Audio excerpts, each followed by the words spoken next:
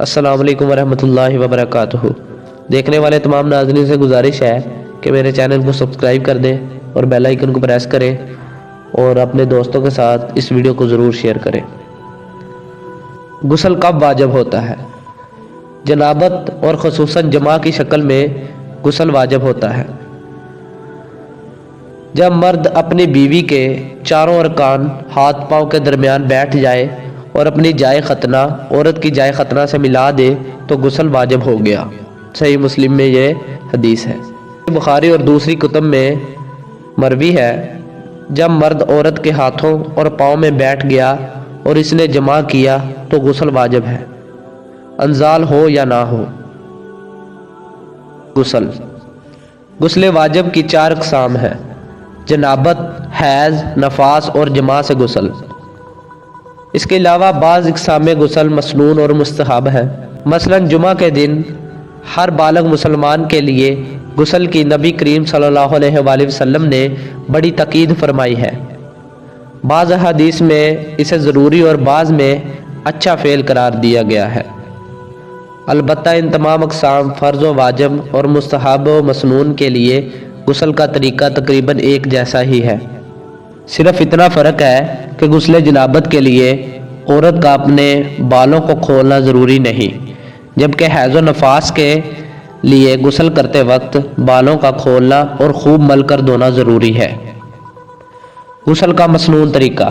اب رہا غسل کا مسنون طریقہ، تو اس کی عموماً 2 شکلیں پائی جاتی ہیں، ایک غسل عادت اور دوسرا غسل عبادت ہے۔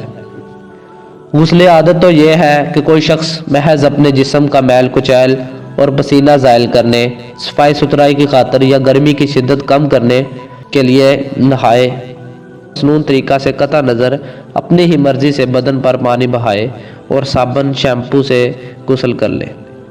اسے آپ غسل عادت کہہ سکتے ہیں، کیونکہ اس سے صفائی ستھرائی اور ٹھنڈک تو حاصل ہو جائے گی، مگر وہ اجر و ثواب اور فضیلت حاصل نہیں ہوگی جو مسنون طریقے سے غسل کرنے پر حاصل ہوتی ہے۔ اس لیے اس مسنون طریقے کو غسل عبادت بھی کہا جا سکتا ہے۔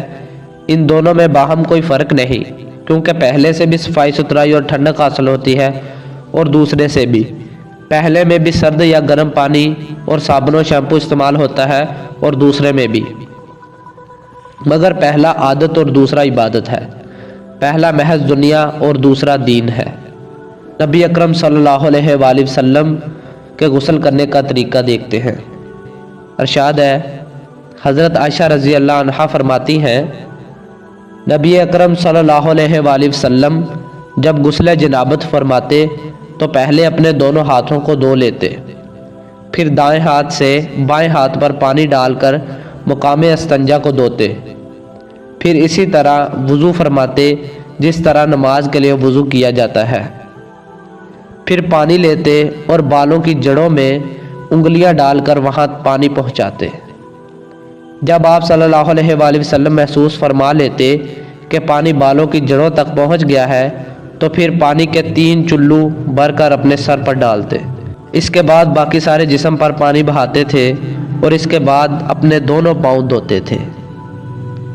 حضرت عبداللہ بن عباس رضی اللہ عنہما فرماتے ہیں کہ میری خالہ ام المومنین حضرت میمونہ رضی اللہ عنہا نے مجھے نبی کریم صلی اللہ علیہ وآلہ وسلم کا طریقہ غسل بتاتے ہوئے فرمایا، میں نے نبی اکرم صلی اللہ علیہ وآلہ وسلم کے غسل جنابت کے لیے پانی بھر کر آپ صلی اللہ علیہ وآلہ وسلم کے پاس رکھا، تو آپ صلی اللہ علیہ وآلہ وسلم نے سب سے پہلے 2 یا 3 مرتبہ اپنے ہاتھوں کو دھویا، پھر اپنا دھلا ہوا ہاتھ پانی کے اس برتن میں ڈالا اور دائیں ہاتھ سے پانی لے کر اپنے مقام استنجا پر ڈالا اور اپنے بائیں ہاتھ سے اسے دھویا، پھر اپنا بایاں ہاتھ زمین پر مارا اور اسے مٹی کے ساتھ خوب رگڑ کر ملا، پھر نماز کے لیے وضو کرنے جیسا وضو کیا، پھر 3 دفعہ چلو بھر کر سر پر پانی ڈالا، پھر اپنے سارے جسم کو دھویا، پھر اس جگہ سے ہٹ کر آپ صلی اللہ علیہ وآلہ وسلم نے اپنے دونوں پاؤں دھوئے۔ پھر میں نے آپ صلی اللہ علیہ وآلہ وسلم کو تولیہ دیا، مگر آپ صلی اللہ علیہ وآلہ وسلم نے واپس کر دیا۔ نے صحیح بخاری و مسلم ہی کی ایک حدیث میں ہے، آپ صلی اللہ علیہ وآلہ وسلم نے پانی اپنے دونوں ہاتھوں سے جاڑا۔ ان الفاظ سے معلوم ہوتا ہے کہ جب پانی